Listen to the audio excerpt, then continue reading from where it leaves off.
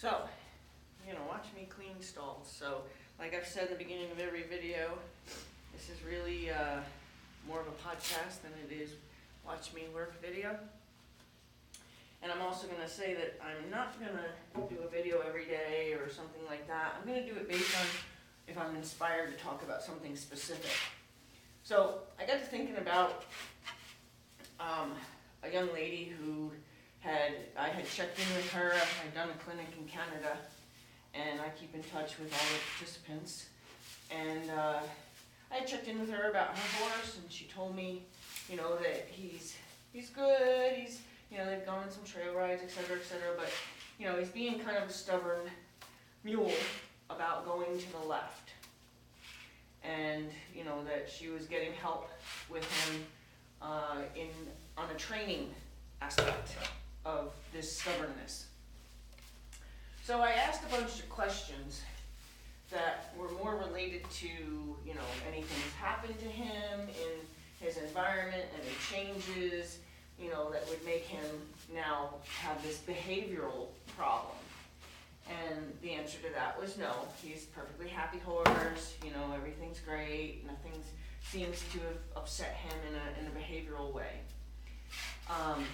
So that's usually the first question I'll ask is just, is he in part of a new herd? Is he angry? Is there something that's emotional about his sudden change in behavior? If that's not it, then I start asking questions about a physical nature. Is he stepping funny? Is he favoring one side of his body more than the other? Even in like palpation, like when you're grooming, does he avoid a certain touch? Does he step away from you as you approach in a certain way or whatever? So I asked a lot of questions, and I got to kind of like the middle of the body, and then I started focusing on, okay, is he reaching under himself? Is he doing crossovers? Is he disengaging his hindquarters easily in both directions? Because I was starting to lean towards a hind leg injury or a hind leg soreness. But when she said, no, he's not having any trouble with his yields, like he's reaching under himself just fine either direction, so I realized, okay, it's not that. And I kept coming back with, with a UMMM and an emoji of somebody kind of thinking. And it really, had me stumped because why was he not willing to go in one direction? So I was kind of certain there must be something going on, maybe in his poll or his, high neck would make him, not want to turn in that direction. It would really pull him in that direction, and he would fight that pull, which would lead you to believe something, high up in the bend of, where he would choose a direction with his head position. So I was kind of leaning towards pole or really high up on the neck for that part of the conversation, but I was still very focused on something going on further down his body. Then one day she sent me, like the next day or something, this is kind of an ongoing 2-day or 3-day conversation. She sent me a video of him saying, he'll even refuse to go that way, when he's free lunging. And the video showed him keep trying to change directions. She'd ask him to keep tracking left, and he'd stop and try to track right. And what I noticed was his head was cocked to the right, even when he was moving left. His head was cocked to the right. And I was like, oh, it's his ribs. And I had already talked to her about conversation about whether or not she would be interested or be open to having a chiropractor look at him, because I was pretty convinced then, based on the way his head was cocked, still definitely a pole issue, because his head was like fixed in this position, it seemed, and then also the way his rib cage seemed to not be able to bend in the direction, like seemed to not be able to create the hollow C in the left. So I said, you know, I would be really interested to find out if he had some ribs out of alignment. So she said, you know, she was going to have the chiropractor come out. He was due anyway, you know, since the last appointment, and she thought, you know, okay, I'll have the chiropractor come out. The chiropractor came out, and she was very kind to send me, you know, the exchange from the chiropractor to her about what was wrong with him. And turned out, yes, his pole was a problem, and more specifically, she said he had, I think, two or three ribs out of alignment, and spoke about that almost in a wow way. And then even said that the other things that were wrong, she believed were probably a direct result of his ribs being out of alignment, and that she would recommend, you know, that he be seen again, you know, and not have that be just the only time that this is addressed, that, you know, that could potentially pop back out of alignment without more focus on it. So the point of this exact conversation is you can't train pain. You can't train pain, and you have to rule out pain before you that's not the word, before you settle into it being a behavioral issue. It's very common to think, oh, he's just being, you know, a jerk, but if the behavior is sudden, or the horse is new to you, okay, I always believe that if a horse seems to have behavioral issues, but they're new to you, it's possible that there, you know, is an injury you've never heard about, blah, blah, blah. And I'm going to talk about a different horse with that, actually two, with that specific topic. Rule out pain first, because you may find out that your horse wasn't trying at all, especially if you have a good relationship with your horse. You know, he wasn't trying to be a jerk by any means. He actually was trying to tell you, I'm in pain. I'm in pain. That's physically difficult for me to do. I'm in pain.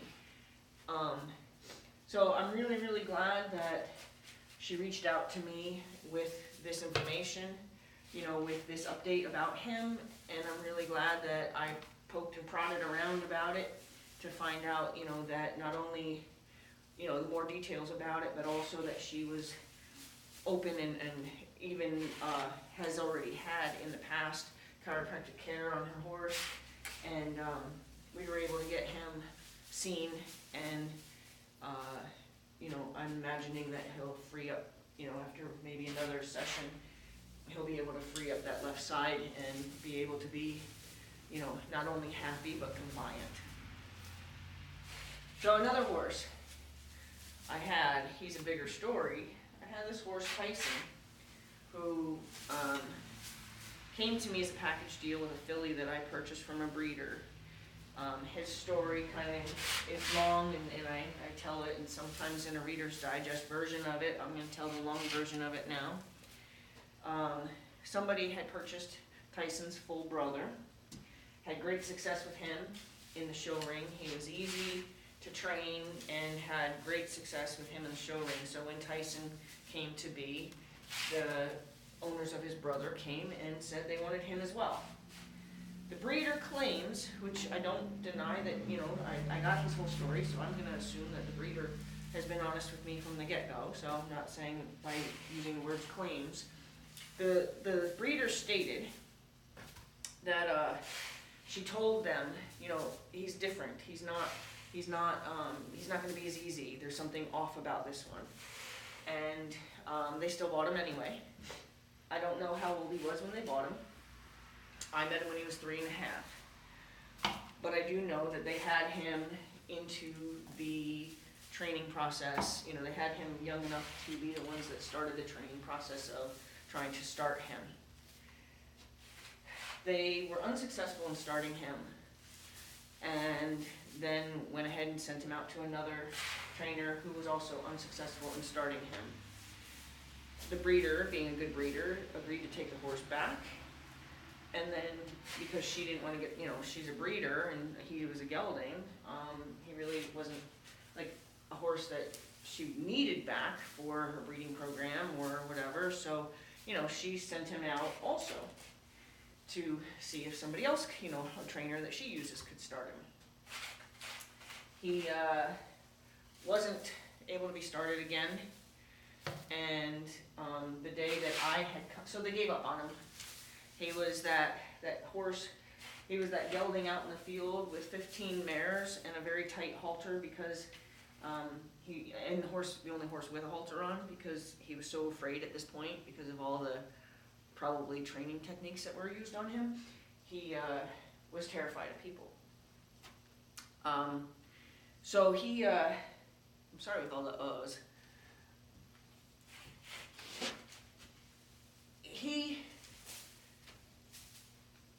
So anyway, I met the a little focused on the fact that I keep saying I met the trainer when I met Tyson. I met the trainer, or I met her at a different time when I came back to see Katie, because I purchased Katie as my filly. Well, she was a filly.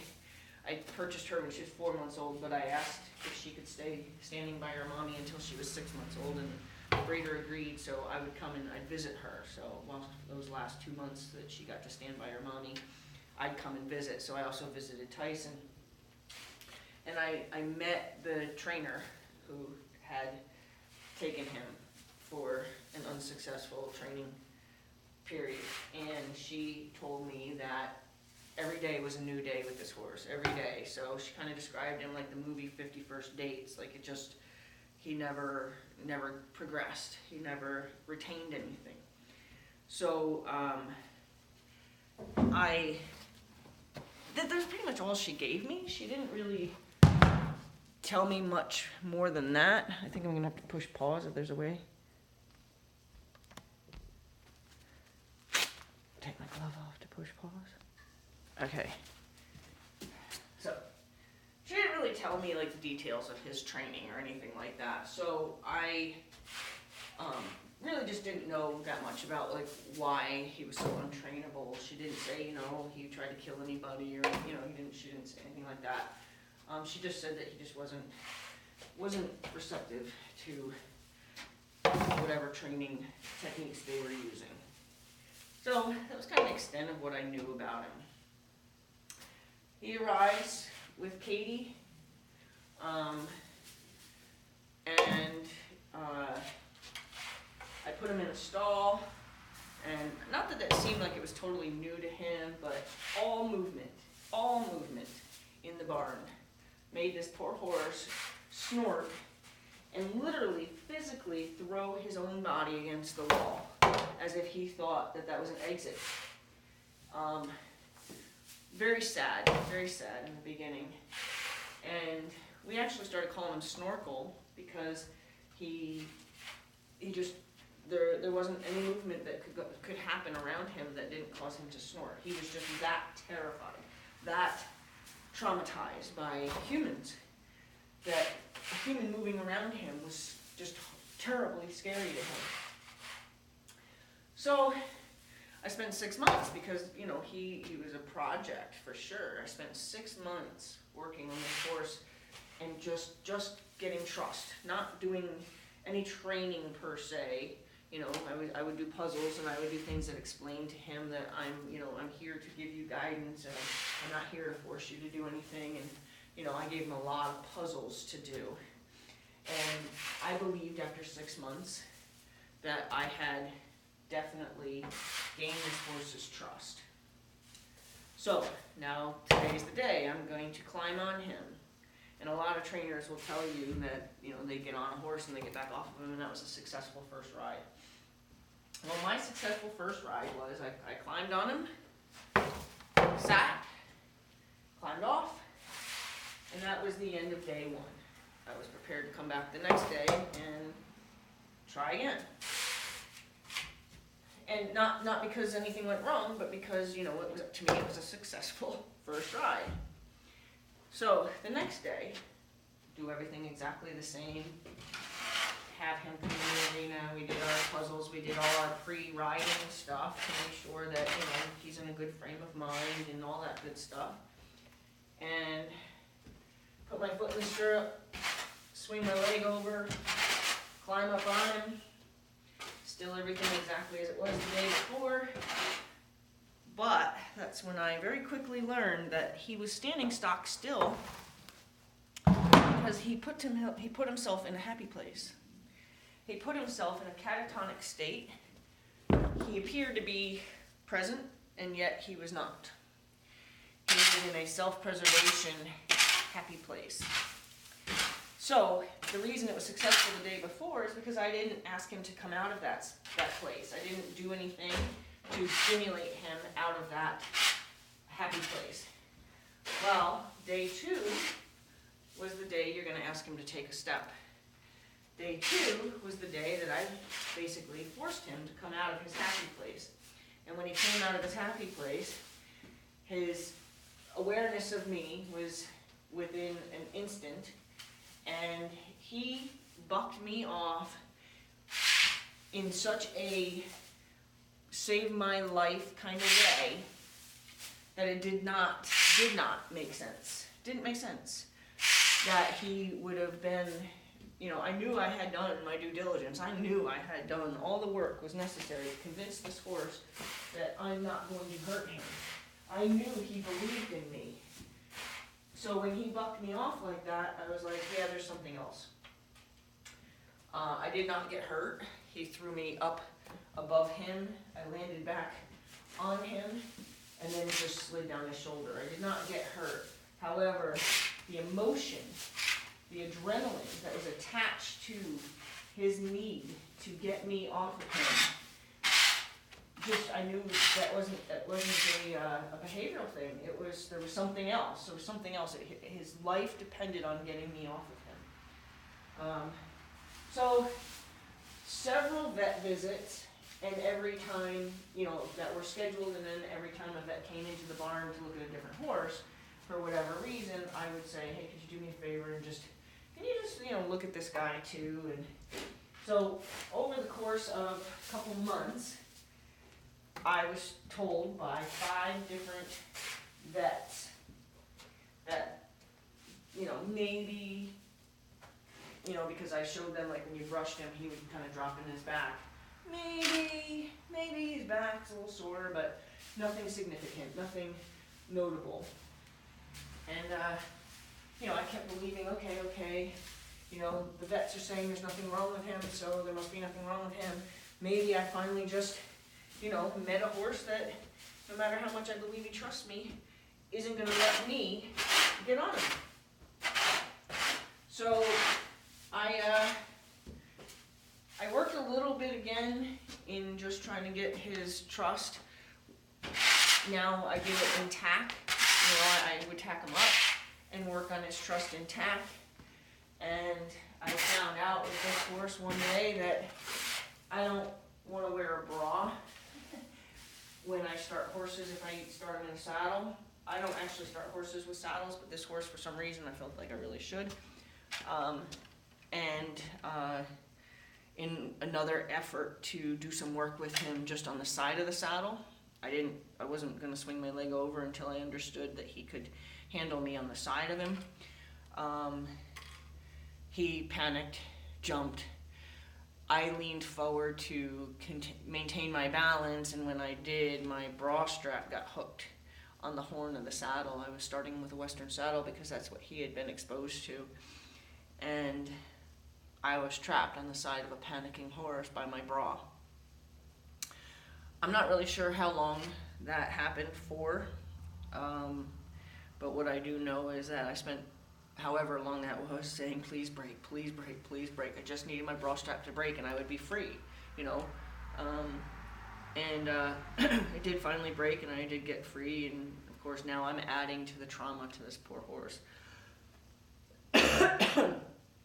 I even went as far as believing, okay, I've just met my match, and I'm going to have another known colt starting fellow do a colt starting clinic with him as a participant. Paid for it, the whole 9 yards, and it was just eating at me because, well, my pride. And also because there's just something wrong with this horse. There's something wrong with this horse. It can't be. I did all the work. It can't be. And for some reason, on a hunch, I thought of this chiropractor. And I said, if I can get her in here just to look at him, you know. And I was able to get an appointment before my scheduled clinic with him. And she had come out and just everything, his jaw, his poll, his neck, his withers, his back, his ribs, his tail. There wasn't a single part of this horse that didn't need to be fixed, didn't need to be realigned. And the first actual diagnostic words that she said to me were, this horse isn't crazy, because I had told her, you know, he's kind of been dubbed crazy. And, you know, I'm experiencing it as well. And she said, this horse isn't crazy, this horse is in pain. Scheduled a second appointment prior to, obviously, the clinic. I think the clinic was well in advance, actually, because I was able to not only have a second chiropractic care appointment, I also was able to have a vet appointment where I brought him to the clinic. So the second appointment, everything that she had done prior to that appointment, she said, you know, was still good. You know, that she was able to realign his poll and the jaw and everything, and none of that needed to be readjusted when she came the second time. She said, however, I think you should take him and have x-rays done between here and here. And it was like, you know, that 12 inches from the wither down the back. And she said, because there's something going on there that she can't change. And I agreed, made an appointment, trailered him into the clinic, had all the x-rays done, which we were able to see obviously in the moment. So it was early in the morning, so all the other vets were still there getting ready to start their day, and I think 3 of the 5 vets that had looked at him came in to see that the horse wasn't crazy, and the hunches about there's something wrong with his back were accurate. There were remodeling spots in 2 places in his back that indicated that he had broke his back in 2 places, or sustained severe injury, but break was kind of the conclusion, and that he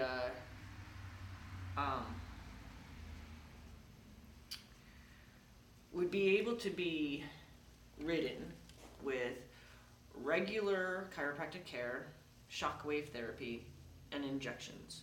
You might be able to ride this horse. Of course, I had other horses, and riding that horse, for me, riding's not the important part of having horses in my life. So, you know, I made a promise to him in that moment that no one will ever hurt you again. And we're going to work on helping you believe that from this point forth. So, what's cool, just on a side note, is that I contacted the clinician's office, and they not only were okay with me canceling that horse going, because I'm not going to have anybody hurt him, and they actually refunded my money in full. So, you know, hats off to them. So there's another example of you can't train pain.